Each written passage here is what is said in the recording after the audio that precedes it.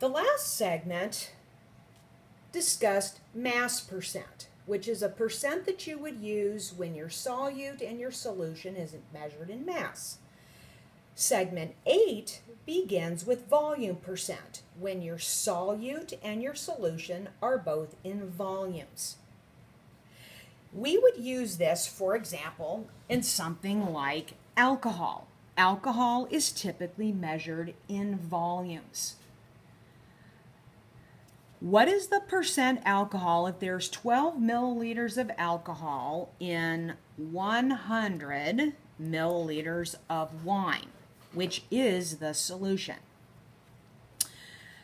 The percent, volume by volume, is 12 divided by 100 times 100%, or 12%. Okay, so if you're a wine drinker, you would see that this is not a reasonable number. So sorry, it's a typo in your notes. Page 19. If you have a glass of that wine and it is 12% by volume, how many milliliters of alcohol are there in that glass of wine? Now, 250 milliliters is about 1 cup. Okay, so 250 milliliters of wine is your starting place. Milliliters of alcohol is your ending place. 12% by definition means 12 milliliters of alcohol per 100 milliliters of wine. That is your definition of 12%. Milliliters of wine will cancel, and you end up with 30 milliliters of alcohol. Now, as a tangential FYI, how many tablespoons is this?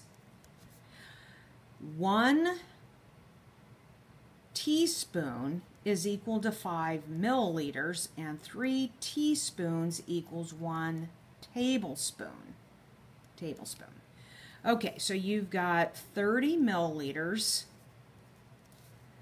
1 teaspoon, 5 milliliters, 3 teaspoons, 1 tablespoon, gives us 2 tablespoons of alcohol in that 1 cup serving or glass. Okay? All right. What is the percent volume by volume of 55 milliliters of ethanol, which is alcohol, in 350 milliliters of ethanol octane solution? Well, this is gas that you would buy at the gas station, and you would hope there's no water in it. Very much so. Okay, so you would use volume by volume because these are both volume units. 55.0 milliliters divided by 353 milliliters times 100% is 15.6. Okay, and again, this is your gasohol that you find when you fill up your car or motorcycle or whatever at the gas station. And you could also do something similar to what you did over here.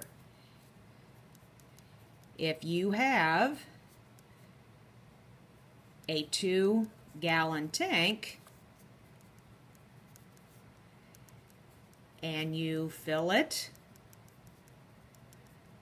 with 2.0 gallons of 15.6% gasohol,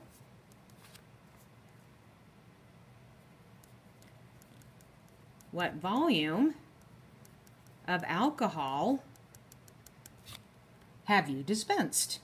And I'll let you all do the math on that one.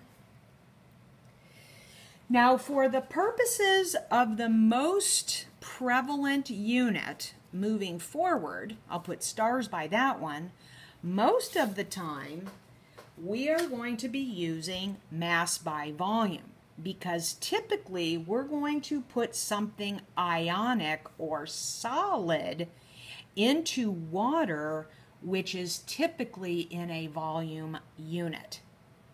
Okay, so this is the typical unit. Okay, what is